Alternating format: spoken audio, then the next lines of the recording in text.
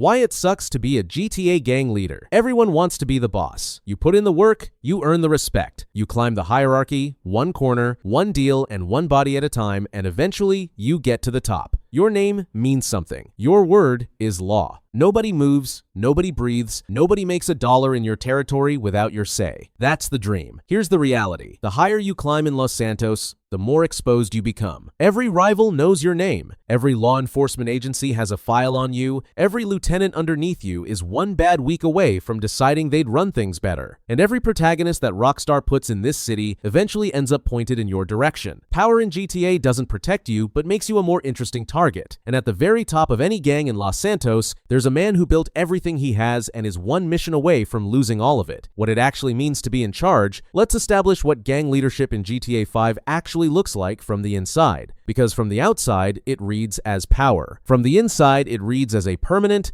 unresolvable crisis management situation with no vacation, no sick days, and an HR department that settles disputes with firearms. You are responsible for everything. Territory disputes, product supply chains, relationships with external organizations that could turn hostile without notice, internal loyalty, which in a gang context means constantly monitoring the people closest to you for signs that their ambitions have outgrown their patience, police pressure, rival incursions, the constant low-level attrition of a war that never formally started and will never formally end. And you handle all of this without a legal framework, without institutional support, and without the ability to call anyone for help when it goes wrong. Because there is no one to call, you are the call. Big Smoke understood this in GTA San Andreas, which is precisely why he made the calculation he made. He looked at what Sweet was building with the Grove Street families and decided that loyalty had a ceiling, and the ceiling wasn't high enough. So he found a different structure, one with more resources, more product, more upside. And for a while, a significant while, it worked. He built the largest drug operation in San Andreas. He had an entire building. He had floors. He also had CJ coming up those floors at the end of the game. That's the gang leader's fundamental problem. The bigger the empire, the bigger the target. The loyalty trap.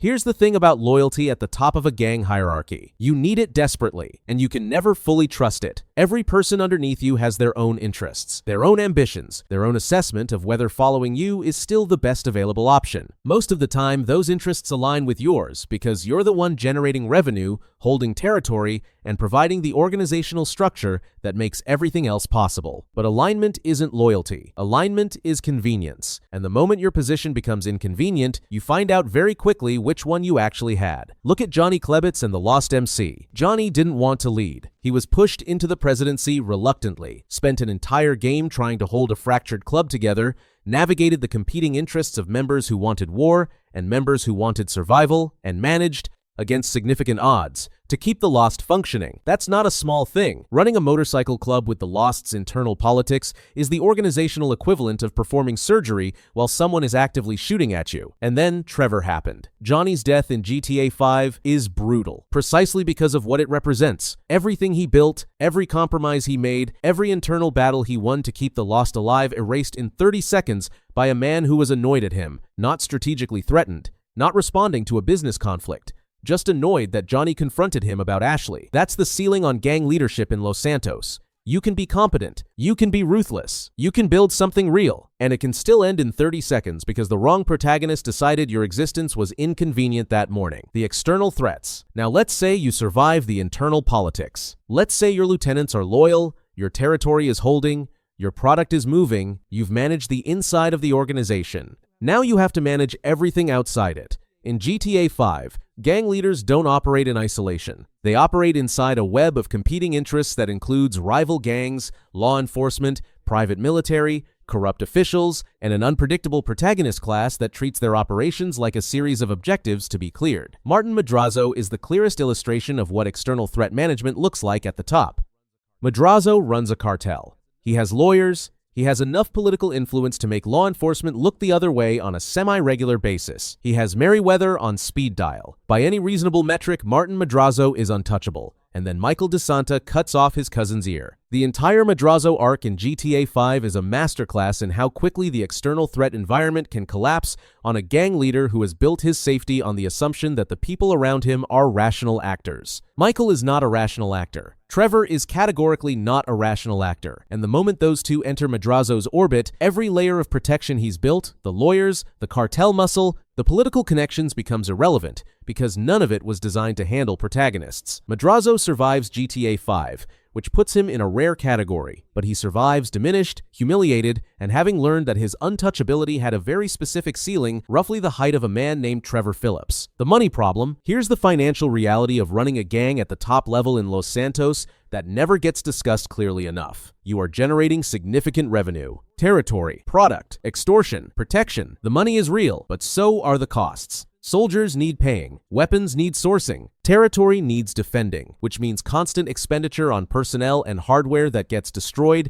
and needs replacing. Bribes need funding, lawyers need retaining. The entire infrastructure of a criminal organization is expensive in ways that don't show up in anyone's accounting because there is no accounting. And all of that revenue, all of that infrastructure, it's entirely dependent on conditions that can change overnight. A rival pushes into your territory. A supply chain gets disrupted. A protagonist burns your operation to the ground because it was a mission objective.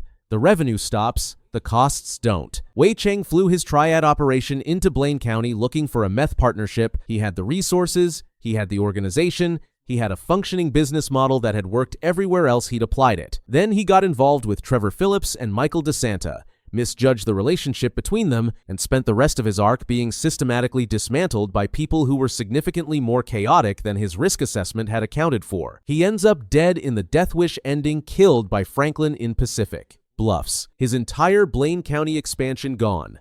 Every dollar spent on establishing that operation gone, because the variables he couldn't control turned out to be the only variables that mattered. That's the money problem at the top of a GTA gang.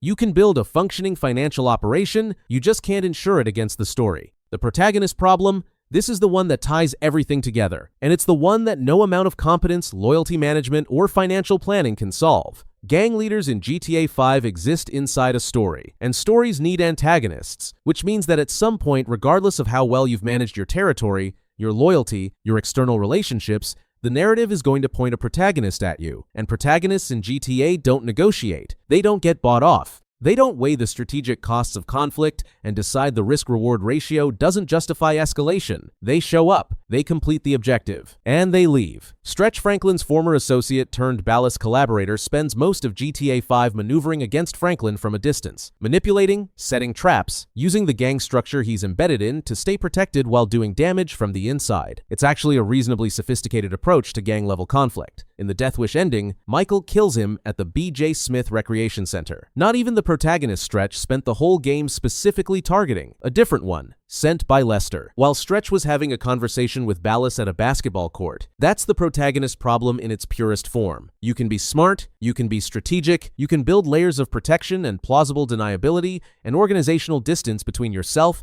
and the things that could get you killed. The story doesn't care. When it's your turn to be the objective, you're the objective, and no amount of gang leadership competence changes that. The ultimate problem? Here's what nobody tells you when you finally make it to the top. The boss and the soldier on the corner are carrying the same weight. The soldier just doesn't know it yet. The boss does, and that knowledge doesn't come with a solution. It just comes with a better view of everything that's closing in. You built the empire, you hold the territory. Your name means something, and none of it matters when the mission loads and the objective is you. And the darkest part? The soldier on the corner and the boss giving orders are trapped in the exact same system. The only difference is the boss knows it. Next video, why it sucks to work for Trevor Phillips.